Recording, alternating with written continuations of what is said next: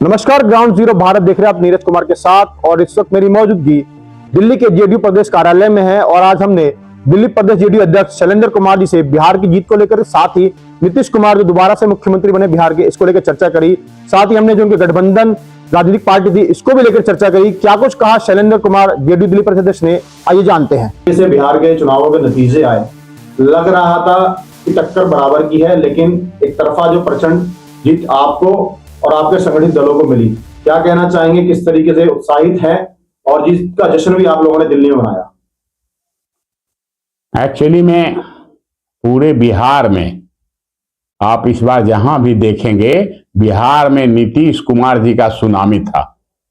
हर तरफ लहर चल रहा था। अगर इन पांडवों में, हमारे साथ 5 लोग थे, इन पांडवों में अगर किसी के नाम पर बिहार की जनता अपना मतदान कर रहा था, बिहार में जिनके नाम पर महिलाएं भारी संख्या में कतारबद्ध थी, वृद्ध यहां पूरे बिहार में भारी संख्या में मतदान कर रहे थे, वो एक ही व्यक्ति है जिनका कि नाम आज वर्ल्ड गिनीज बुक में दर्ज हुआ है, बिहार के 10वें मुख्यमंत्री के रूप में शपथ लेने का। जी, क्या कहेंगे लोक जनशक्ति पार्टी के लिए? पिछले चुनावों की बात करें तो एक सीट मिली थी, वो एक सीट भी उनके पास नहीं रही थी, दल बदल गया था, लेकिन अब की बार 20 से ऊपर सीटें आई हैं उनकी। देखिए, उनके पास जो भी आई है सीटें, मैं बहुत सारे उनके सीटों पे गया था।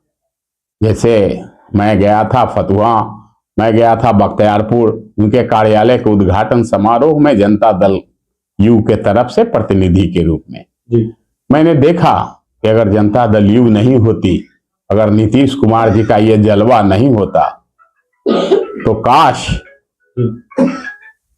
काश ये रिजल्ट एलजेपी को ही मिल पाता। अगर किसी को इतना अच्छा रिजल्ट आया है, इतना अच्छा जनता का योगदान रहा है, जनता का रुझान जिनके तरफ था वो नीतीश कुमार थे, और नीतीश कुमार के ही वजह से वहां सभी पार्टियों ने बहुत अच्छा प्रदर्शन किया। आज आप जानते हैं कि एनडीए 202 सीटों पर है, जबकि विपक्ष में आरजेडी जहां 85 सीटों पर था, वो सिमट करके 25 सीटों पर आ गई, और कांग्रेस मात्र 6 सीट पे। क्या कहेंगे, तेजस्वी यादव को जादू नहीं चला, लालू प्रसाद यादव को जादू नहीं चला, राहुल गांधी का जादू नहीं चला? जादू इन लोगों के पास तो है ही नहीं, तो जादू चलेगा क्या? जादू जिसके पास था उसका जादू चल गया। जिसके पास जादू था वो अपना जादू चला दिया।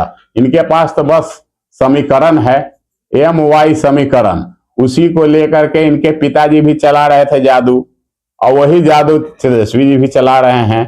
तो ये समीकरण केवल MY करने से कितना दिन चलेगा? हम लोगों ने अपने समीकरण का नाम बदल दिया, नए समीकरण का MY मुस्लिम यादव समीकरण को बदल करके महिला युद्ध कर दिया, और परिणाम आपके सामने है। अब की बार ये भी आंकड़े सुनने में आ रहे सूत्रों की बात करें तो कि यादवों का भी वोट आपकी संगठन दलों को मिला है, जो साथ में आपके साथी थे, जो अलायंस था, और मुस्लिमों का भी वोट मिला है। आप मानते हैं कि ऐसा हुआ है? बिल्कुल मानते हैं, बिल्कुल मानते हैं, और मैं इन लोगों को बधाई भी देते हैं कि आज के दिन में बिहार में किसी भी धर्म, किसी भी जात, किसी भी संप्रदाय के सभी लोग, विशेषकर हमारी माताएं बहनें, किसी भी धर्म, किसी भी जाति, किसी भी संप्रदाय से हो, उन्होंने अपना बढ़ चढ़ के हिस्सा लिया और भारी मतदान में हिस्सा लिया। यही कारण था कि आपने देखा कि बिहार का मतदान प्रतिशत काफी ऊपर रहा और भारी मतदान बिहार में हुआ। अध्यक्ष जी, 2 सवाल आपसे और लूंगा। पहला सवाल ये है कि चिराग पासवान का जादू चला है, उनकी पार्टी कह रही है, उसका फायदा सभी अलायंस को मिला है। चिराग पासवान जी का जादू अगर चल ही रहा था तो उनके पिता जी तो अकेले लड़ते थे, ये भी लड़के देख लें, समझ में आ जाएगा जादू उनका है कि जादू किसी और का है। पहले भी अकेले लड़के देखे हैं इसके पिछले चुनाव में। आपने ही अभी कहा कि एक सीट पर विजय हासिल किए थे, वो भी बेचारे के पास नहीं रहा। तो इस बार भी ये आगे राजनीति तो अवसर का खेल है, अवसर उनको मिलेगा, निश्चित तौर पर अवसर मिलेगा। अपना जादू मार के, जादू चला के एक बार देख लें, समझ में आ जाएगा कि उनका जादू में कितना दम है। ये कहना चाह रहे हैं कि कहीं ना कहीं नीतीश बाबू का जादू जो चला है उसका कहीं फायदा उन्हें मिला है। नीतीश बाबू का जादू, कोई जो हम जादू कह रहे हैं वो जादू नहीं था, कोई मंत्र नहीं था, कोई वो नहीं फेंका उन लोगों पे। उनका काम बोलता है, उनकी ईमानदारी बोलती है। नीतीश कुमार द्वारा किए गए कार्यों की सराहना हर जगह हो रही थी और मैं पूरे बिहार में घूम गया। 20 सालों तक शासन करने के बाद एंटी इनकम्बेंसी नाम की कोई चीज नहीं थी। एक व्यक्ति कहीं नहीं मिला जो नीतीश कुमार के खिलाफ बोल दे, जो आज शोध का विषय है, आज जांच का विषय है कि कोई आदमी सत्ता में 20 साल तक रहा। एक छोटा परिवार चलाते हैं तो हम सभी को खुश नहीं कर पाते, और इतने बड़े परिवार, 14 करोड़ से ऊपर की आबादी वाला परिवार चलाने के बाद उस व्यक्ति का कोई ये करने वाला नहीं था। अंतिम सवाल लूंगा, आपसे जुड़ा हुआ है। आप दिल्ली प्रदेश अध्यक्ष हैं, किस तरीके से जेडीयू दिल्ली प्रदेश की राजनीति को देख रही है? क्या भविष्य में जो चुनाव आएंगे, पार्षद के चुनाव आएंगे, निगम के चुनाव आएंगे, आगे विधानसभा में तो काफी समय है, तो उसमें क्या रणनीति तैयार होगी? आप कैसे देख रहे हैं अपने आप? हम तो यही देख रहे हैं कि अगर नीतीश कुमार जी जैसे लोकमान्य सर्वमान्य नेता हमारे साथ अगर हैं और उनका आशीर्वाद इस पार्टी को मिलता रहा तो अगली बार दिल्ली में भी आपको चमत्कार मिलेगा। और दिल्ली ही नहीं, जैसे बहुत सारे राज्यों में आपने देखा है, तमिलनाडु में, बहुत सारे राज्यों में हमारी विधायक हैं।